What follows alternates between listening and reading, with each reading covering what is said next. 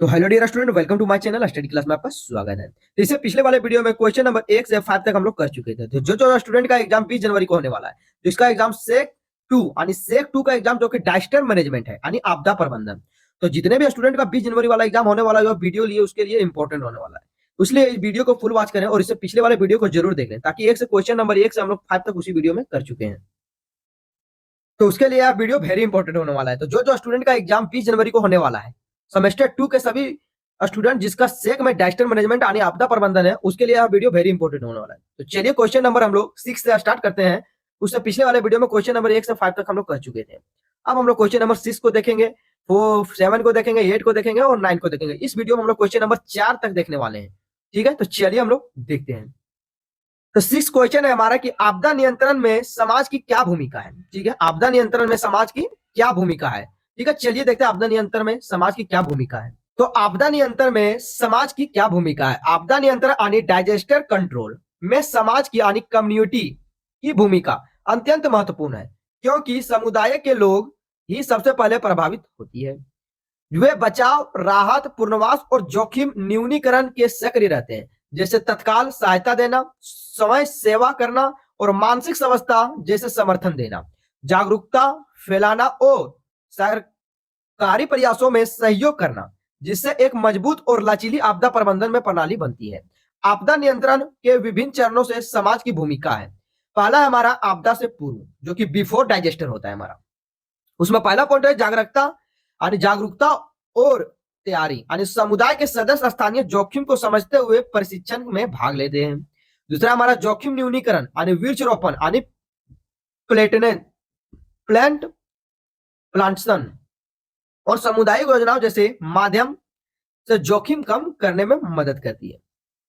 दूसरा है हमारा कि आपदा के दौरान यानी ड्यूरिंग डाइजेस्टर यानी तत्काल प्रतिक्रिया, स्वयंसेवक बचाव कार्यों में मदद करते हैं और चोटों पर प्राथमिक उपचार करते हैं, फंसे हुए लोग को सुरक्षित निकालते हैं।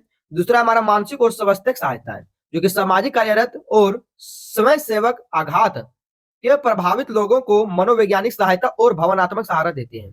तीसरा हमारा संसाधन को साझा करना यानी भोजन, पानी, आश्रय जैसे जरूरतों को लिए भूमि के लिए सामुदायिक संसाधनों को साझा करते हैं एक दूसरे से। चौथा है हमारा संचार यानी आपातकालीन जानकारी को प्रसारित करने और जरूरतमंदों तक पहुंचने में मदद करती है। तीसरा है हमारा कि आपदा के बाद यानी आफ्टर डाइजेस्टर पुनर्वास और पुनर्निर्माण। ठीक है, जो कि समुदाय के लोग घरों और आजीविका को पुनर्निर्माण की सक्रिय रूप में भाग लेते हैं।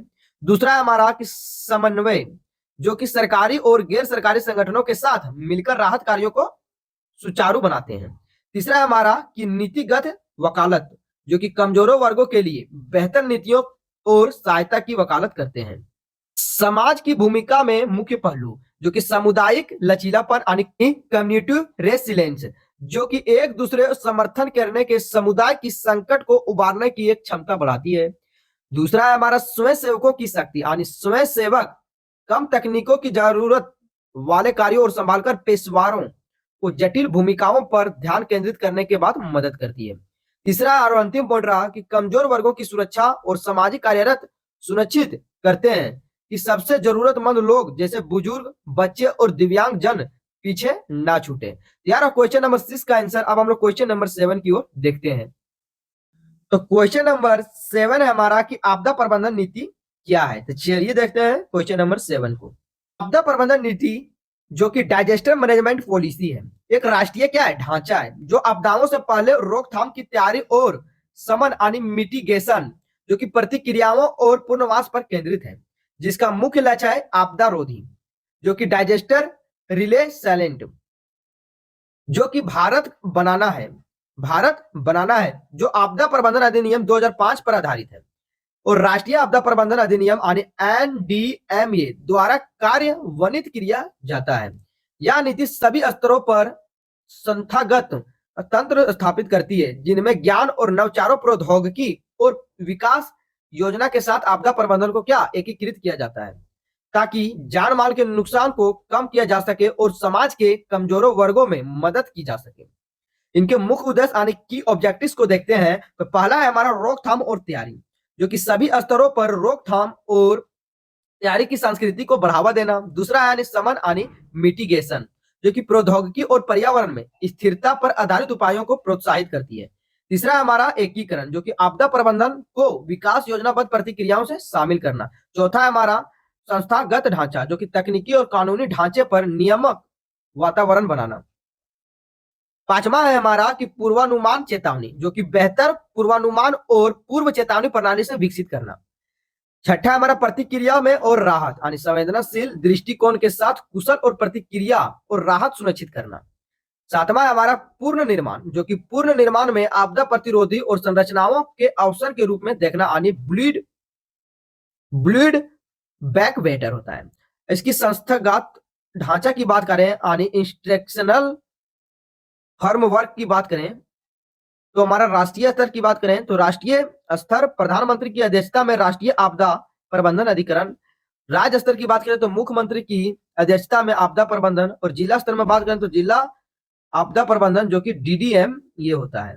मुख्य गतिविधियां की बात करें तो हमारा की एक्टिविटीज होता है, जो कि आपदा मित्र यानी डाइजेस्टर मित्र, जो कि स्वयं सेवक को प्रशिक्षण होता है। कॉमन अलर्ट प्रोटोकॉल जो के माध्यम से तत्काल अलर्ट होता है। Dial 112 emergency response support system पर कार्यान्वयन करना होता है। मीडिया और नागरिक समाज के साथ साझेदारी करती है।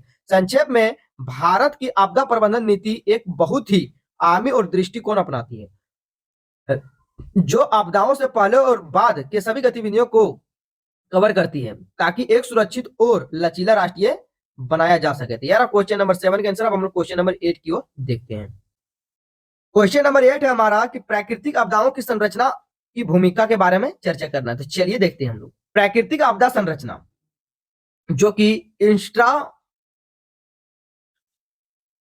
कि इंफ्रास्ट्रक्चर की भूमिका महत्वपूर्ण है, या तो क्षति को बढ़ाती है, कमजोर निर्माण से या कमी करती है, जो कि भूकंप रोधी इमारतें, बांध, मैग्रोव जैसे प्राकृतिक आधारित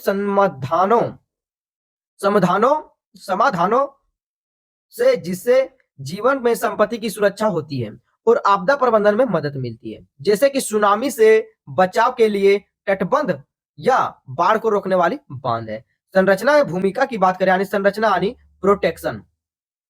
भूकंप रोधी संरचनाएं यानी भूकंप के दौरान इमारतों को ढहने से बचाती है, जिससे जान माल का नुकसान कम होता है। बाढ़ रोधी संरचनाएं यानी बांध, तटबंध और जल निकासी प्रणालियों से बाढ़ के पानी रोकती है और नियंत्रित करती है। तटीय सुरक्षा जो कि मैंग्रोव वनस्पति, रेत के टीले, प्रबल भित्तियां और तूफान को सुनामी की लहरें की शक्ति कम करती है। जोखिम कम करना यानी रिस्क रेड्यूकेशन, जो कि हमारा समन यानी मिटिगेशन होता है। आपदा आने से पहले ही संरचनात्मक बांध या गैर संरचनात्मक भूमि उपयोग योजना उपायों के खतरों से प्रभावी को कम करता है। दूसरा है हमारा आपदा प्रतिरोधी बुनियादी ढांचा, ऐसे संरचनाएं बनाना जो प्राकृतिक बलों और भूकंप, बाढ़ और तूफानों को झेल सके और विपरीत कर सके। तीसरा है हमारा आर्थिक और सामाजिक स्थिरता यानी इकोनॉमिक और सोशलिस्ट स्टेबिलिटी, जो कि आर्थिक और नुकसान में कमी, जो कि मजबूत संरचनाएं आपदा के बाद आर्थिक नुकसान को कम करती है। दूसरा हमारा स्थानीय रोजगार, जो कि प्राकृतिक और आधारित सामान जैसे मैंग्रोव की बहाली और स्थानीय रोजगार पैदा करती है। संरचनात्मक गैर संरचनात्मक, जो कि संरचनात्मक की बात करें तो भूकंप रोधी घर और बांध, पुल, तटबंध होता है। जो कि गैर संरचनात्मक की बात करें तो भूमि उपयोगी और जोनिंग जैसे नदी किनारे निर्माण ना करें, तटीय वनस्पति होता है। संक्षेप में बात करें तो संक्षेप में अच्छी संरचना जीवन सुरक्षक है और आपदा प्रभावों से सुरक्षा प्रदान करती है, जबकि कमजोर संरचनाएं आपदा को और अधिक विनाशकारी को बढ़ावा देती थी। ये रहा क्वेश्चन नंबर 8 का आंसर। अब हम लोग ज्यादा वीडियो लंबा और इसी कारण से क्वेश्चन नंबर 8 तक बताते हैं। अगले वीडियो में क्वेश्चन नंबर 9, 10, 11 को करेंगे। और जिस वीडियो को पसंद कर रहे हैं चैनल को एक बार लाइक जरूर कर दें। तो जितने भी स्टूडेंट को यह वीडियो समझ आया हो एक लाइक जरूर कर दें और चैनल पर नए होंगे तो चैनल को सब्सक्राइब करें। ठीक है, चलिए हम लोग मिलते हैं अगले वाले वीडियो में।